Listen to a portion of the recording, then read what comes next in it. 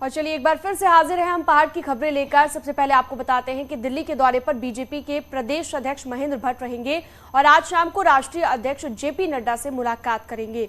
अपनी नई टीम को लेकर जेपी नड्डा से चर्चा होगी। 24 अगस्त तक कार्यकारिणी घोषित कर सकते हैं महेंद्र भट्ट। तो नए प्रदेश अध्यक्ष बनाए गए हैं उत्तराखंड के बीजेपी के, और बीजेपी के जो राष्ट्रीय अध्यक्ष हैं जेपी नड्डा, उनसे आज शाम को मुलाकात रहने वाली है। अपनी नई टीम को लेकर चर्चा करेंगे। तो आज शाम जेपी नड्डा से मुलाकात करेंगे। दिल्ली दौरे पर है बीजेपी प्रदेश अध्यक्ष और आज जब शाम को मुलाकात होगी जेपी नड्डा से, तो काफी अहम मुलाकात मानी जा रही है क्योंकि इस दौरान नई टीम को लेकर चर्चा करेंगे। सीएम पुष्कर सिंह धामी का मध्य प्रदेश दौरा भी, और सीएम पुष्कर सिंह धामी मध्य प्रदेश के दौरे पर पहुंच गए हैं। सीएम धामी कल शाम स्टेट प्लेन से भोपाल पहुंचे, जहां मध्य प्रदेश के सीएम शिवराज सिंह चौहान ने उनका जोरदार स्वागत किया। आपको बताते चले कि गृह मंत्री अमित शाह की अध्यक्षता में आयोजित होने वाली मध्य क्षेत्रीय परिषद की बैठक में शामिल होंगे। उत्तराखंड के सीएम पुष्कर सिंह धामी कुशा फाऊ ठाकरे हॉल में आयोजित होने वाली इस बैठक में 4 प्रदेशों के सीएम भी शामिल होंगे।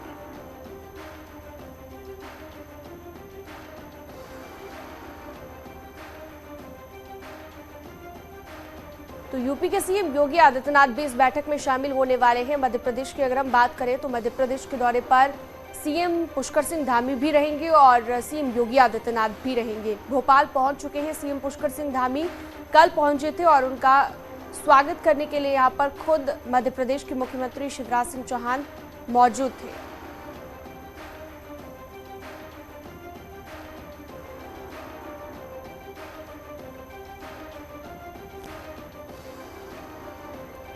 सुनील नवप्रभात ज्यादा जानकारी के लिए हमारे साथ देहरादून से जुड़ गए हैं।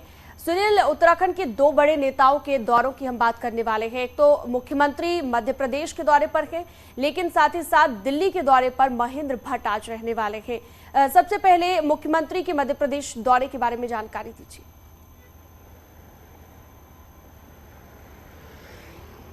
बिल्कुल सीनम, मुख्यमंत्री भोपाल दौरे पर हैं जहां पर मध्य क्षेत्रीय परिषद की मीटिंग है और उसको एक महत्वपूर्ण मीटिंग माना जा रहा है क्योंकि जो स्टेट हैं, जो राज्यों के बीच कोऑर्डिनेशन के लिए ये बैठकें हुआ करती हैं, जिसमें मध्य प्रदेश, उत्तराखंड, एमपी और यूपी और छत्तीसगढ़ शामिल होंगे। चूँकि उत्तर प्रदेश से उत्तराखंड बना है अलग होकर, इसके अलावा एमपी से छत्तीसगढ़ का गठन हुआ है, तो इन राज्यों के बीच आपस में कोऑर्डिनेशन बना रहे, चाहे वो कनेक्टिविटी के इशू हों, बिजली के इशू हों या फिर पानी के इशू हों, इन तमाम मसलों पर बातचीत होगी। और खासकर 2014 के बाद से, जब से नरेंद्र मोदी सत्ता में आए हैं, क्षेत्रीय परिषद की जो बैठकें हुआ करती हैं, पूरे देश में 5 क्षेत्रीय परिषदें बनाई गई हैं, जो अलग अलग समय पर इनकी मीटिंगें होती है ताकि राज्यों के बीच जो संघवाद है, जो एक कोऑर्डिनेशन है, उसको मजबूत किया जा सके और केंद्र और राज्यों के बीच कोऑर्डिनेशन बनाया जा सके। राज्यों में आपस में जो विवाद हैं, खासकर अगर मैं एक एग्जाम्पल के तौर पर आपको कहूं कि उत्तराखंड से जो गंगा नदी बहती है वो यूपी और अन्य राज्यों से होते हुए आगे बढ़ती चली जाती है। इन राज्यों के बीच जल बंटवारे को लेकर कोई विवाद न हो। एमपी और छत्तीसगढ़ में नक्सलवाद की समस्या अपने चरम पर है, वहाँ पर किस तरह से कोऑर्डिनेशन किया जाना चाहिए, सेंट्रल फोर्सेज का वहाँ पर किस तरह से डेपुटेशन होना चाहिए, इन तमाम मसलों पर आज मध्य क्षेत्रीय परिषद की जो मीटिंग है उसमें चर्चा होगी। बिल्कुल सुनील, क्योंकि काफी ये दौरा जो है वो अहम मानी जा रही है। इस दौरान ये भी है कि जब दिल्ली दौरे पर बीजेपी प्रदेश अध्यक्ष महेंद्र भट्ट है और आज एक बैठक भी होने वाली है जेपी नड्डा के साथ, उसको लेकर क्या जानकारी मिल पा रही है? इस बैठक के दौरान किन मुद्दों को लेकर चर्चा की जा सकती है?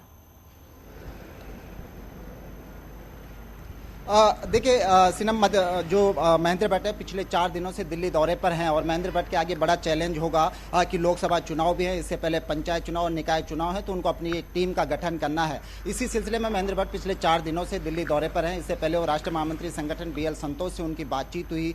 यहाँ पर जो पदाधिकारी बनने हैं, खासकर उनके जो अपनी टीम है उसमें जो 3 महामंत्री जो नियुक्त होने हैं, कौन कौन लोग इन पदों पर होंगे, इसको लेकर डिस्कशन वो पहले BL संतोष से कर चुके और आज जेपी नड्डा की मीटिंग में इस पर फाइनल मोहर लग जाएगी। जो जानकारी हमारे पास है वो सूत्र बताते हैं कि महेंद्र भट्ट अपनी नई कार्यकारिणी में क्षेत्रीय और जातीय संतुलन को महत्व देंगे। इसके अलावा जो सीनियर लोग हैं, खासकर पूर्व विधायक जिनको टिकट नहीं मिला या फिर जो टिकट की दौड़ में थे, वो लोग भी महेंद्र भट्ट की नई कार्यकारिणी में शामिल हो सकते हैं। इसके अलावा जो मौजूदा विधायक हैं 2 से 3 विधायक भी महेंद्र भट्ट की कार्यकारिणी में शामिल हो सकते हैं। और इसके साथ साथ बीजेपी की जो मेन बॉडी है उसके पदाधिकारियों की सूची तो आज जेपी नड्डा के सामने महेंद्र भट्ट रखेंगे ही।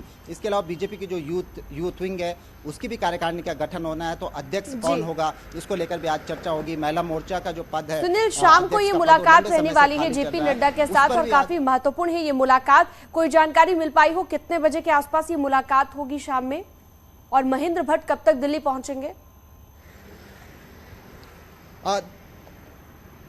देखिए, महेंद्र भट्ट पिछले 4 दिनों से दिल्ली दौरे पर है और लगातार वो अपने सीनियर नेताओं से मुलाकात कर रहे हैं, उनसे बातचीत कर रहे हैं, क्योंकि महेंद्र भट्ट चाहते हैं कि जो उनकी कार्यकारिणी बने उसमें कोई विवाद न हो, एक संतुलन भी हो, जातिगत संतुलन भी हो, क्षेत्रीय संतुलन भी हो और खासकर एक मजबूत टीम हो जो 2024 में उनको रिजल्ट भी दे सके। जेपी नड्डा हिमाचल दौरे पर थे, आज वो दिल्ली पहुँचेंगे और आज शाम को ये मीटिंग होगी और जो संभावना है कि इस मीटिंग के बाद इसमें फाइनल मुहर लग जाएगी। उसके बाद 23 या 24 अगस्त को महेंद्र भट्ट अपनी कार्यकारिणी की घोषणा कर सकते हैं। जी, बहुत शुक्रिया सुनील, आप नजर बनाए रखिएगा। और चलिए अब आगे बढ़ते हैं, बात करते हैं खबर देहरादून से है, जहां पर यूके SSSC पेपर लीक मामले में 22वीं अरेस्टिंग हुई है। एसटीएफ ने आरोपी बागेश्वर के सरकारी शिक्षक जगदीश गोस्वामी को अरेस्ट किया है। आरोपी राजकीय हाई स्कूल मलसूना बागेश्वर में अध्यापक है। आरोपी टीचर पर आरोप है कि उसने छात्रों को धामपुर में ले जाकर के पेपर याद करवाया था।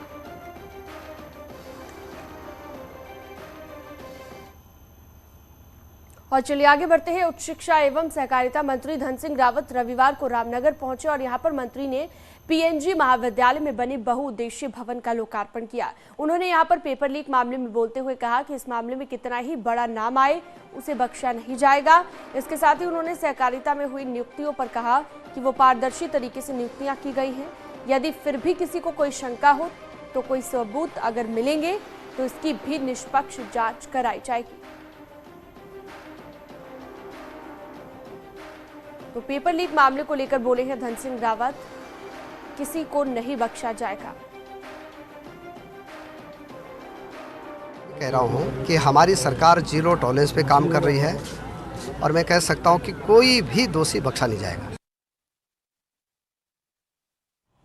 नैनीताल में अलग अलग 2 हादसों में 4 युवक नदी में डूब गए हैं, जिसमें 2 के शव बरामद हो गए हैं और 2 के शव की तलाश की जा रही है। पहला हादसा गर्म पानी भूजान में हुआ है, जहां कोसी नदी में नहाने उतरे 2 युवक पानी में बह गए। बताया यह जा रहा है कि भवाली एयरफोर्स में काम करने आए राजस्थान के रवि कुमार और संजय पांडे साथियों के साथ नदी में गए, जो पानी के तेज बहाव के साथ बह गए। एक शव को निकालकर दूसरे के शव को तलाश की जा रही है। वहीं दूसरा हादसा रानीबाग के पास गौला नदी में हुआ है, जहां पर 16-17 साल के 2 युवा पानी के तेज बहाव में बह गए। एक युवक के शव को यहां भी बरामद किया गया है और दूसरे की तलाश की जा रही है।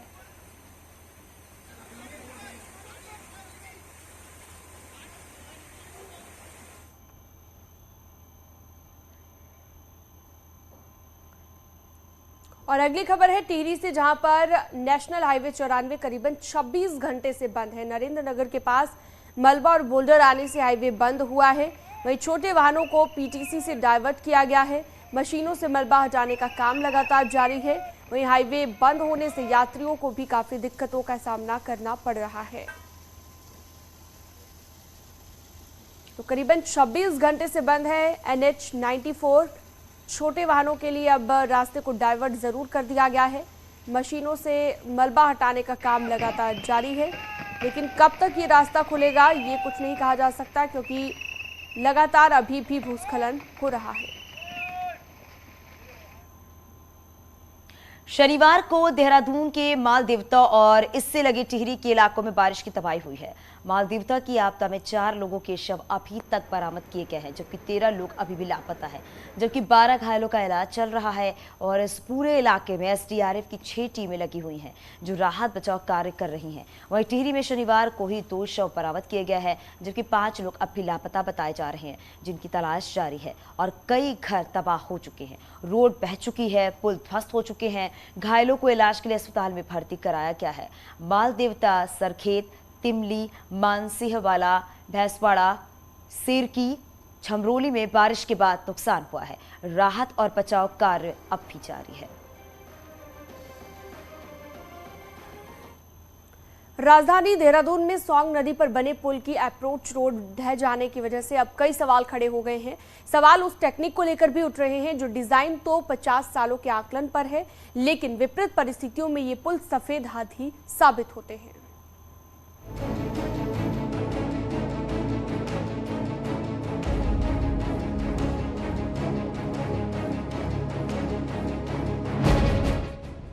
शनिवार को बादल फटने और नदियों के उफान पर आने से सौंग नदी पर बने पुल की अप्रोच रोड पानी के साथ बह गई। ये पुल 1999 में अगले 50 साल के आकलन को ध्यान में रखते हुए बनाया गया था, लेकिन 25 साल भी पुल सुरक्षित नहीं टिक पाया और ऐसा पहली बार नहीं हुआ। अकेले राजधानी देहरादून में इससे पहले भी इस तरह के हादसे हुए। 2018 जौलीग्रांट को जोड़ने वाले थानो मोटर मार्ग पर भोपाल पानी में 8 करोड़ की लागत से बनाए गए पुल में उद्घाटन से पहले ही दरारें आ गईं। 2021 में इसी मोटर मार्ग पर बड़ासी में हल्की सी बरसात में पुल की दीवार ढह गई। इसे बने हुए 3 साल भी पूरे नहीं हुए थे। 2021 में ही देहरादून ऋषिकेश मोटर मार्ग पर तेज बहाव से रानी पोखरी पुल ढह गया, जो आज तक बनकर तैयार नहीं हो पाया है। ऐसी इंजीनियरिंग पर अब जनप्रतिनिधि ही सवाल खड़े कर रहे हैं। डिजाइन होते हैं, ये आधी उम्र भी अपनी पार नहीं कर पाते, क्या लगता है? देखिए, कुछ तकनीकी खामियों के कारण इस तरह के हादसे हो रहे हैं, ये जो कि ठीक नहीं है। इसका पहला बाकायदा जो है इंजीनियर्स को देखें, जांचें, परखें। दूसरी ओर विभागीय अधिकारी इसके लिए इंजीनियरिंग फॉल्ट से इंकार कर रहे हैं। लोक निर्माण विभाग के चीफ इंजीनियर का कहना है कि बादल फटने और उससे पैदा होने वाली पानी मलबे का कोई अनुमान नहीं किया जा सकता। वे इसके लिए सिंचाई विभाग को भी जिम्मेदार ठहरा रहे हैं। विभाग का कहना है कि नदियों से मलबा न हटाए जाने के कारण उनका लेवल बढ़ जाता है, जो इस तरह के हादसों को न्योता दे रहा है। नदी के पानी में मिएंडरिंग हो रही है, नदी का पानी एक तरफ को कंसंट्रेट हो जा रहा है, जिसके कारण ये इसके अप्रोचेस वगैरह टूट रही हैं। इसके लिए मिएंडरिंग को ठीक करना सिंचाई विभाग का काम है। उनके लिए जो है ये इनको देखना चाहिए और हम भी एक चिट्ठी लिखेंगे कि इनकी जो है मिएंडरिंग वगैरह की जो टेंडेंसी हो रही है इसको जो है कम से कम करें। बहरहाल कमोबेश ये स्थिति मैदान से लेकर पहाड़ तक हर जगह बनी हुई है। महज बरसात के इसी सीजन में अभी तक 14 पुलों को भारी नुकसान पहुंच चुका है। रुद्रप्रयाग और पौड़ी में तो 2 मोटर पुल पूरी तरह ध्वस्त हो चुके हैं। आपदा तो कहीं भी आ सकती है, लेकिन यदि ये इंजीनियरिंग का फॉल्ट है तो मामला गंभीर हो जाता है। देहरादून से न्यूज़ 18 के लिए सुनील नवप्रभात की रिपोर्ट। पहाड़ी जिले में लगातार भूस्खलन होने और नदी नाले उफान पर होने से जनजीवन अस्त व्यस्त हो गया है। बागेश्वर में भारी बारिश का कहर सड़कों पर टूट रहा है। बागेश्वर, बैजनाथ, कपकोट, मुंसियारी समेत 24 सड़कें बंद हो गई थी।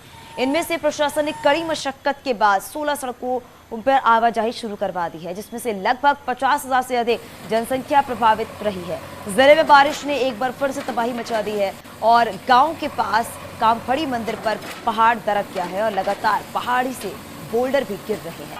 तस्वीरें आपके टीवी स्क्रीन पर है कि बड़े बड़े बोल्डर नजर आ रहे हैं।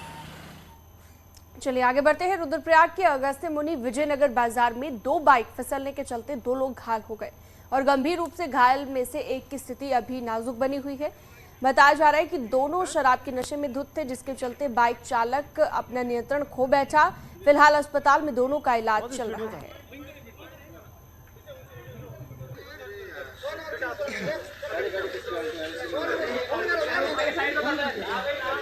देख सकते हैं आप, एक की हालत यहाँ पर नाजुक है और उसे अस्पताल में भर्ती करा दिया गया है। 2 बाइक सवार थे, दोनों घायल हुए हैं, दोनों को इलाज के लिए भर्ती कराया है, लेकिन एक की हालत गंभीर बताई जा रही है। आप खुद देखिए, शराब पीकर गाड़ी चलाने के बाद किस तरह के हादसे होते हैं। तो टिहरी में आपदा के बाद डीएम ने आपदा प्रभावित क्षेत्रों का निरीक्षण भी किया है। डीएम ने बाइक से कुमारड़ा सहित आसपास के क्षेत्र का निरीक्षण किया है और अधिकारियों को जल्द से जल्द रास्तों को खोलने के निर्देश भी दिए गए हैं। इसके साथ ही जिला प्रशासन ने सहस्त्रधारा हेलीपैड से हेलीकॉप्टर के जरिए आपदा प्रभावितों को ड्राई राशन के पैकेट जो है वो भेजे।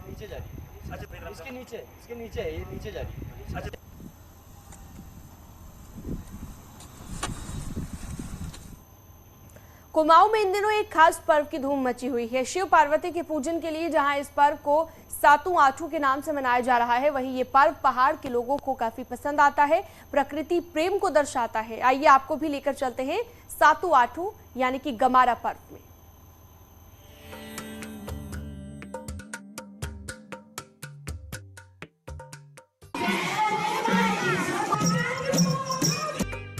उत्तराखंड के पर्वतीय इलाकों में भगवान शिव के सबसे अधिक उपासक हैं। यही वजह है कि पहाड़ की लोक संस्कृति में भी भगवान भोले की झलक साफ नजर आती है। पिथौरागढ़ के साथ ही इन दिनों पश्चिमी नेपाल में भी गौरा महेश्वर के रूप में शिव पार्वती की जीवन लीला का प्रदर्शन हो रहा है। कहते हैं जब पार्वती भगवान शिव से नाराज होकर मायके आती हैं, तो शिव जी उन्हें वापस लेने धरती पर आते हैं। वापसी के इसी मौके को यहाँ गौरा देवी की विदाई के रूप में मनाया जाता है। ये आठों सातों ये गौरा और महोत्सव यानी शिव और पार्वती का ये मिलन का जो है ये महोत्सव है, ये हमारे उत्तराखंड में विशेषकर कुमाऊं में बड़े धूमधाम से मनाया जाता है। गमारा पर्व का आगाज भादो महीने की पंचमी से शुरू होता है, जो पूरे हफ्ते भर चलता है। इस दौरान गौरा महेश्वर की आराधना 5 प्रकार के अन्न को चढ़ा कर की जाती है। महिलाएं इस पर्व में खास उत्साह के साथ शिरकत करती हैं और शिव पार्वती के जीवन पर आधारित लोक गीतों पर खेल लगाती हैं। जानकार इस पर्व को प्रकृति से जुड़ा भी मानते हैं। और झोड़ा चांचरी खेल जिसे हम बोलते हैं, गौरा महेश्वर की प्रतिमा के सामने सायंकाल पूजन करने के बाद खेल लगाए जाते हैं। इसे विधान में जो हमने जितना सुना है उसके अनुसार एक प्रकार से गौरा महेश्वर जी की प्रेम कहानी भी है। पहाड़ की अन्य लोक परंपराओं की तर्ज पर इस परंपरा को भी जिंदा रखने में महिलाओं की अहम भूमिका है। आज के दौर में भले ही लोग अपनी जड़ों से दूर हों, मगर पहाड़ों के मेले पर्व आधुनिकता की चकाचौंध में भी लोगों को एक सूत्र में बांधने में कामयाब हैं। न्यूज़ 18 के लिए पिथौरागढ़ से विजयवर्धन उप्रेती की रिपोर्ट। और चलिए अब एक नजर पहाड़ की 10 बड़ी खबरों पर।